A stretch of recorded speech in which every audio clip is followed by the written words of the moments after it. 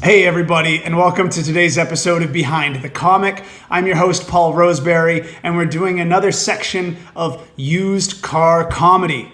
That's right, of the 15 used cars I had through high school and college, we're gonna zone in today on my 1984 Jeep CJ-7. It was a badass ride, straight six engine. I think it was a 4-speed stick. I bought that Jeep for $1,150 from a friend of mine. I know it was $1,150 because it was $1,100 for the Jeep, $50 for the rollerblades that he threw in the back for when it would break down, he told me. He guaranteed it was a piece of shit that was gonna break down.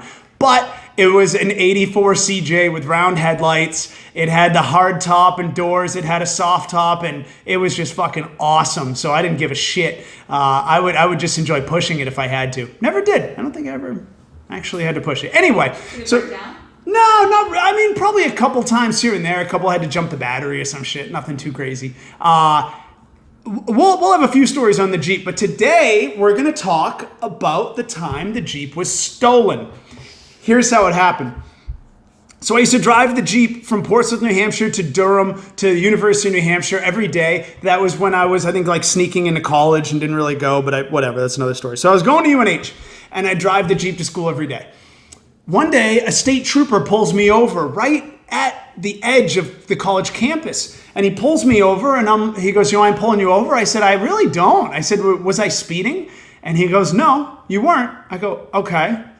So the cop, this thing was so rusty. This was the rustiest Jeep you've ever seen. Fireball red, rustiest Jeep. The cop kneels down. He squats. He doesn't get on his knees, but he squats down next to the Jeep. In a moment, I hear his voice and I look down and he's looking up. We're making eye contact through a massive hole in the floorboard where my pedals are, where my feet are. I can look past my feet and see his face, and he's looking at me. And he goes, "This is why I'm pulling you over." And I'm like, God damn, like, oh my God. So he stands up, like Fred Flintstone. He stands up and he goes, "This is the rustiest Jeep. This is not safe for the road. You can't drive this." I said, I knew it had a little rust. I didn't know it was like that. I said, I'm trying to go to school. Can I go to class? He goes, "You can go to class today and you can drive it home. But if I see you out here on the road again, I'm pulling you over and I'm towing it." I was like, Jesus, $1,150. There we go. Anyway, so I said, all right, I got to have another way until I can fix the rust. I got to have another way to get to school. So what I started doing instead, my mom worked in downtown Portsmouth, parked in a parking garage. I would go downtown, pull into the parking garage, use her spare key. I'd switch cars. This was our thing. This is what we would do. I would take her car, leave my Jeep in the parking garage, and after school, come back and switch back. Wouldn't see the state trooper this way. So this goes on, I don't know, 2 weeks, just kind of a normal routine every day. Switch the car, switch the car, switch the car. One afternoon, just a weekday in the winter, nothing special. I come back to the parking garage after school and I'm driving through the parking garage and I'm like, geez, I really, I thought I parked it right here. Like this one spot on the second floor. I guess I do this every day. I could be wrong, but I think I could have sworn I parked it right there. What am I losing my mind? So I zip around. I don't see this Jeep. What the fuck? Am I losing my mind? I'm not driving. Where is it? So I spin up to the woman at the gate where you give your ticket and pay on the way out. And I pull up and I go, "Hey, this is going to sound weird, but did you like tow anything out of here today?" She goes, "Tow? No, we didn't tow anything." She goes, "Oh, are you looking for a red Jeep?" Yeah. This is the lost and found. Yeah, I am, in fact. Yeah, okay, crystal ball. Where'd you pull that one from? Yes, I'm looking for a red Jeep. Gloria. Yeah, there's always like an old woman that works over there. It's pretty funny. Anyway, so she goes, "Oh, okay, honey, that was stolen earlier."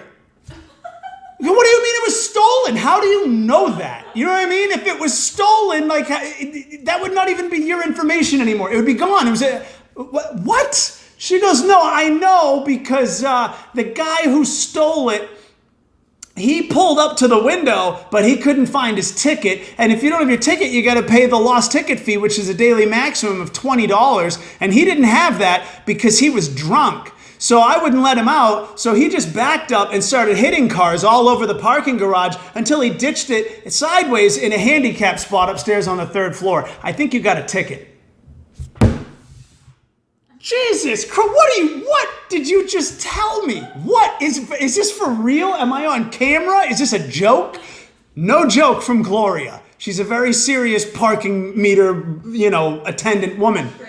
Straight shooter. Probably ripping butts in the little booth, I would bet. Your Jeep's stolen. Get out of here, kid. I don't give a shit. So I back up to go see the spectacle. Now I'm looking around for like pieces of car around and shit. I don't know what I'm going to see, but I find the Jeep and sure enough, there it is. Parked sideways in a handicap spot. My bumper's dented. That thing was made like a tank. It had, I think, an aftermarket tube frame bumper. The front was just an iron, almost like an I-beam. It was just an iron that you're not going to damage the front. I did one time, but I'll tell you that another day. But the back bumper was dented a little bit. I didn't give a shit. The thing was parked because it was rusted so much cops could see through it. So anyway, the damage isn't that bad, but there's some. And yes, there's an $80 ticket on the windshield. I'm like, you gotta be kidding me. I've had a car stolen. That was my first reaction. I love stories in life. No, let me get to that. Here's the thing. That's a good question. I'm glad you asked. The Jeep was so old. Anyone who's had a Dodge Chrysler, like a Mopar car from the 80s would know that the ignition gets really loose over time, and any GM, and you actually didn't need the key anymore. It got to a point where the ignition was just so loose, you could just turn kind of the body of the ignition and it would kick over. Yeah, unless you locked it, and I didn't often lock it. There was actually a lock on there. This is how old this thing is. But it was doorless, right? Well, now it had the hard top and doors, but I didn't lock those because I think they were actually a separate key. I don't even know if I had the key to the doors. So anyway, yeah, I mean, who the hell's stealing an 84 CJ-7 with so much rust the police pull you over in it? So yeah, the guy must have known you could start the Jeep without the key. And he rummaged through my mail, which was in the center console. He left his winter gloves, middle of the winter. He must have very cold hands, this thief. And I found his Thinsulate shitty-ass gloves.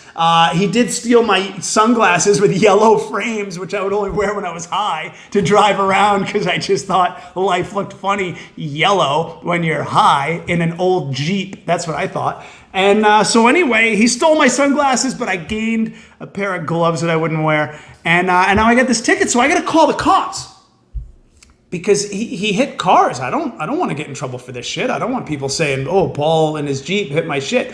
So I call the cops. I think it was Russo. He was a football coach in Portsmouth, and he shows up and he's like, "All right, so I'm here. You report a stolen vehicle?" I said, "Yeah."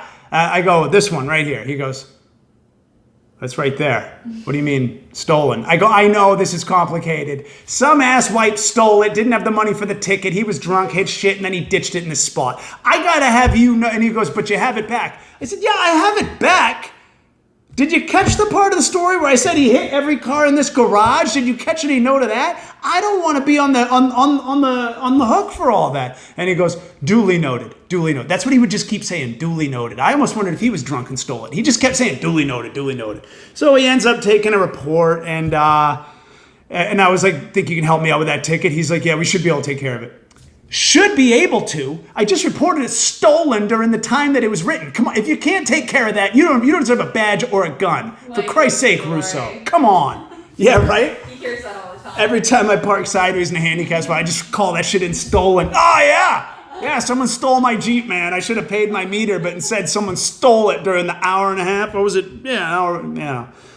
Anyway, so that's wild times. The Jeep was so rusty that the cops pulled me over. It was too rusty to drive, so I have to come up with this new plan of leaving the parking garage every day. Some guy steals it while he's drunk, can't afford to really steal it, and ditches it. So, wild times. I can say I'm somebody who's had their car stolen. I thought that was kind of interesting. It was not expensive, for me to get to that point, just a bent bumper. And, I loved owning the Jeep. So more stories to come. That's today's episode of Behind the Comic. I'm Paul Roseberry, and that's a used car comedy story.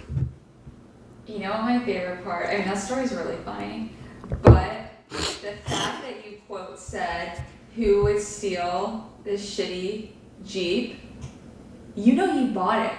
Yeah. You paid money for it. Mm-hmm. So you're like, who would steal it? Well, who's Maybe gonna? The better question: who would buy it? No. Well, all right. Look, for one thing, stealing is punishable like Grand Theft Auto. You could get like 20 years for that if they really go hard. Like this is not. You don't risk it for this because it might break down. You steal the Jeep and then it breaks down. You go to jail. Pay $180 to fix your last car, but you'll pay $11.50 for a Yeah. Jeep that has no floor.